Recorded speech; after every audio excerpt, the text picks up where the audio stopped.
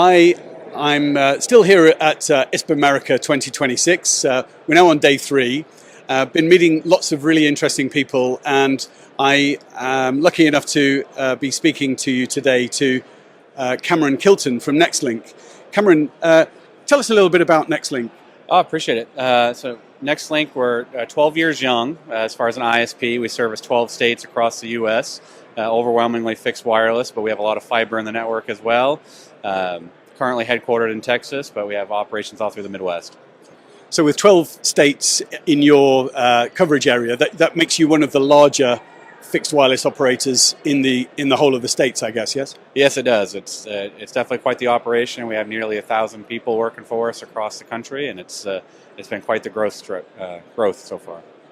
Growth is an interesting area for any operator, and I'm seeing some that seem to get it and are growing and are actively promoting, and some whose take-up doesn't look quite so exciting.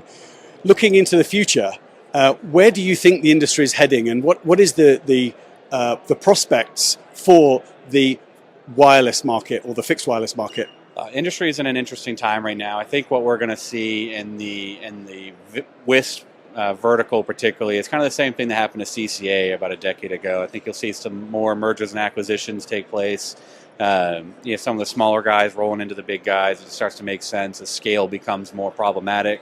Competition's getting more fierce with LEO offerings, more competitive offerings from the mobile carriers in the fixed wireless space. So the operational efficiency is going to become a thing.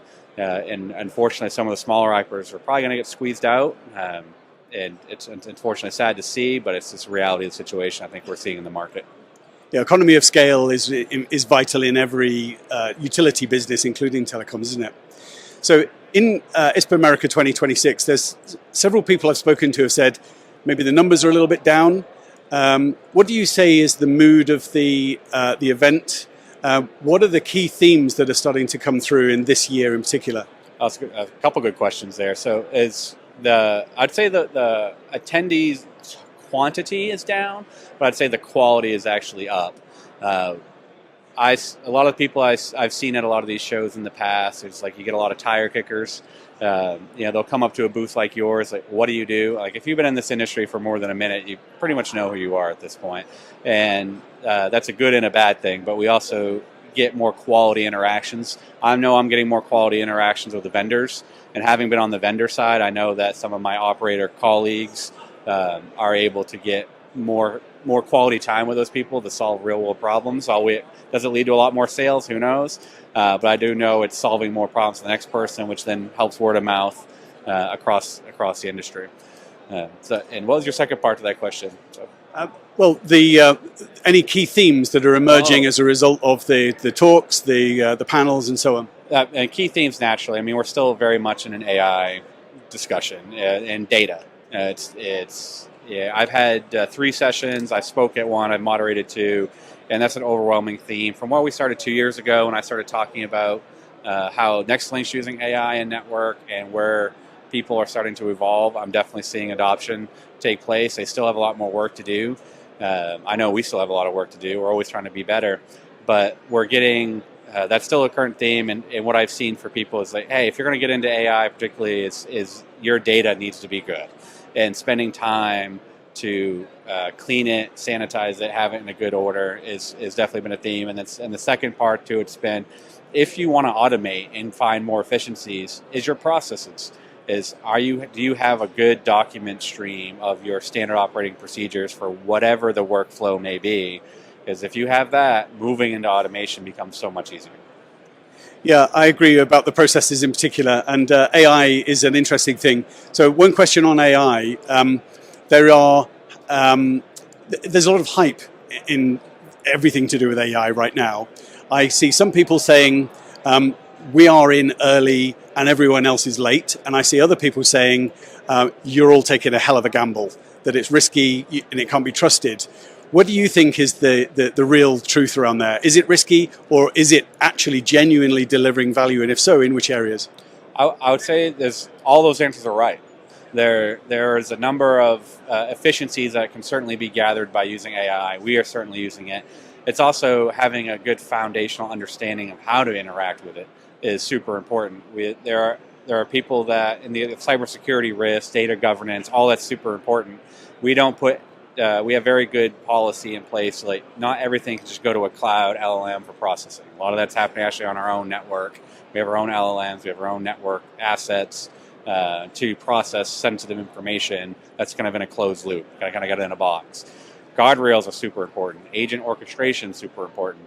But there's the same thing that I've said in actually one of my sessions earlier today is while you have all of this stuff happening that's good for what we're doing as an industry, there's going to be equal, if not more, people trying to find how to compromise it using the same tools. So it's comically going to be just a matter of time for with AIs fighting AIs on protecting a network versus getting into a network. So it's an interesting time, but nobody's wrong.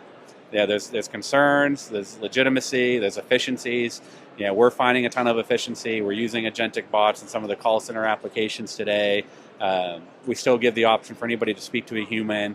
But it's come a long way. We use it completely for our outage notification. So if we have an outage system and we need to notify an on-call tech, that's all an agentic bot handling that workflow now. We don't have to have somebody in our network operations center calling that person. It's completely handled. They acknowledge workflows are updated, tickets are updated. All that's completely automated, and that saves time. That also means it reduces our impact, percentage to the customer base. So if we can cut time out of the system, we're going to try to take it. So. And I guess a lot of those things also add a lot of improvement to the customer experience, which is ultimately one of the most valuable things. So final question for you, Cam. It seems to me that the industry is going to go through more consolidation, to get the economies of scale that you need in order to thrive and to grow and survive. If you're a small or a medium operator right now in the United States and you want to be lined up for the best possible valuation and the cleanest exit, what should those operators be doing now to position themselves to be good candidates for consolidation? Naturally focus on your EBITDA. You've got to have good margins in your business. If you're looking to sell, you don't want to be acquiring something with very low margins. You don't have a lot of overhead and debt. That stuff is taken into consideration. Also, a quality network. A lot of owners and operators, they say they have a carrier class network. Now that may be ego talking. Realistically, like we all have sins that we've probably just decided to not talk about in our networks, and you got to rid those out in order to maximize value, and also quality of your customer base. Like, do you have, what's your churn percentage? Are you're replacing churn often? Are you growing your network at all? Did you have plans to go after more, but capital is a problem? Given some of the changes in technology, like relatively new vendors under the scene, like Toronto, which are kind of the Cadillac in the pricing model, versus the lower cost fixed wireless options that are out there from either Cambium or Ubiquiti. It's like, where do you sit in that realm? Do you have any spectrum assets that make sense? Are you deploying on licensed spectrum in the GAA, and for the U.S. market, the CBRS spectrum? There's a number of variables in there, but having good investments in technology that is a little bit more robust, that matters to us when we're looking at acquiring systems versus something that already may be 5 or 6 or more years old. That value of the subscriber is going to go down because we know we have to go forklift it at some point or another. So that's all things that we take into account when we're looking at a potential acquisition. But it's an interesting time. You can either plan to grow or plan to sell. That's kind of the market that I'm seeing right now. Yeah. That's really a helpful insight. Thank you very much for that, Cameron. Cameron, I'd like to really thank you for calling by with us, CTO of Nextlink. It's been a pleasure, and also I'd like to thank you for being a very loyal WISDM customer too. Thank you very much indeed. It's been a pleasure. Thanks for having me.